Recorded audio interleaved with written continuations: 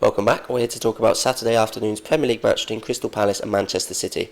Top two in the league going head-to-head. Pascal, start with the visitors, still 100% record after 4 games. Yeah, it's been a fabulous start for them, hasn't it? And I think it's kind of made especially better because of how some of their rivals for the title have struggled. Chelsea especially, they've only won one of their games and they're already 8 points behind City. So I think City doing so well, but it's been made to look even better by Arsenal have looked a bit iffy as well. And I think you have to look at the way they've started. It's been so good, and so many of their players, playing well. And I'd say Aguero isn't easy yet to hit top form. He had a lot of chances, could have scored more against Chelsea, but he's yet to really sort of hit top form. And Sterling getting his first goal last time out, win over Watford. And I think that game against Watford, I tipped him to win it 4-0. I thought they'd really sort of run riot there, but I think Watford went there. They'd drawn all three of their first games back in the top flight, and just a fairly comfortable 2-0 win, wasn't it? It just took a while to break them down, but then Sterling did. Great finish from him, his first goal, and then Fernandinho as well. It's 2 now for him after he scored against Chelsea as well. So he's had a great start, and yeah, so many of their players back to front. Defensively they're looking so good, aren't they? Joe Hart's kept 4 clean sheets. Defence still no goals conceded, so they're doing so well. And I think for me, it sort of looks a bit like Chelsea last season. Now they're just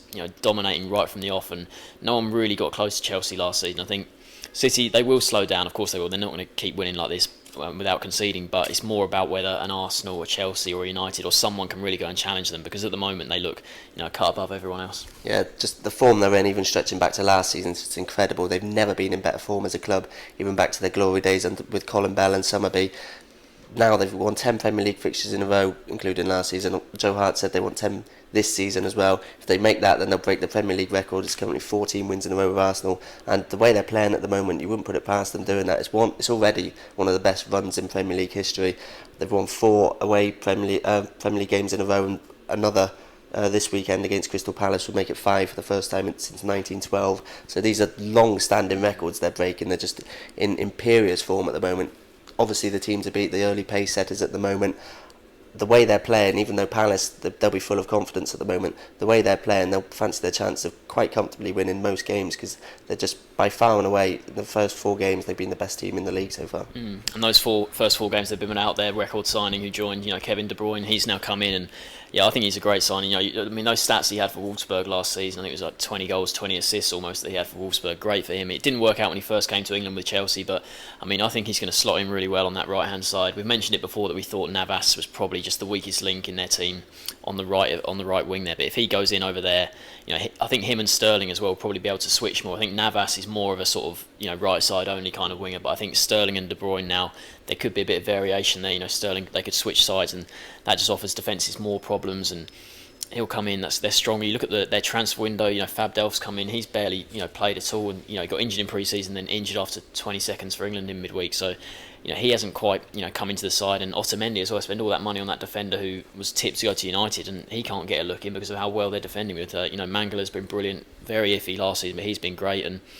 they just look so strong, and it's hard to imagine unless they could say get key players injured. Say if I know Aguero's had his trouble in the past. If he gets injured, that might just give hope to the others. But from top to bottom, they look so strong. And for me, the window's been good. They've kept pretty much all their good players, signed class ones like De Bruyne and Sterling. So they just look so strong.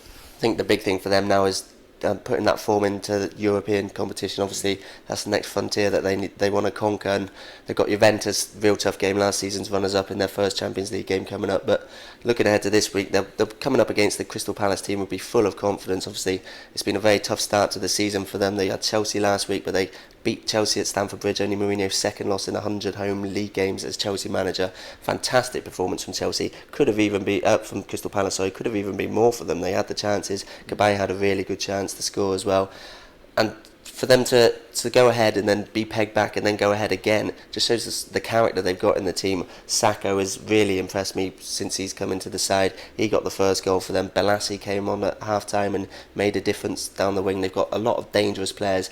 Not sure what Ward was doing in the box in the 84th minute, I think it was, to head home, but he was there to put it away. They've got goals throughout the team now, and they've got danger men throughout the team as well. They'll fancy their chances against any side they come up against, even a side in Manchester City's form at the moment. Certainly, and I think most of their goals this season haven't been scored by strikers, have they? They've now lost Glenn Murray to Bournemouth, and It's just the dangerous sort of wing players they've got, and they're especially good away from home, aren't they? They've averaged 2.4 points since Alan Pardew came in away from home. That's such a good record compared to 1.3 at home under him. So if they can just improve that home form, but I think the reason for they're so good away from home is all these counter-attacking players. Sakho's done so well, like you said, but I think for this game, if anything, because of the way City have started the season and how good they've looked, even though it is at Selhurst Park, it might feel like an away game in terms of how Palace set up, because they know City are going to have more of the ball, and if anything, it might suit them more because of how strong they have been away from home. So that's a good thing for them. You look at the transfer window they had. Jedinak was linked with sort of a move away to Stoke. I know since Kabai's come in, he hasn't played perhaps as much as he did last season. He's still the club captain. I think it's a good thing they've kept him.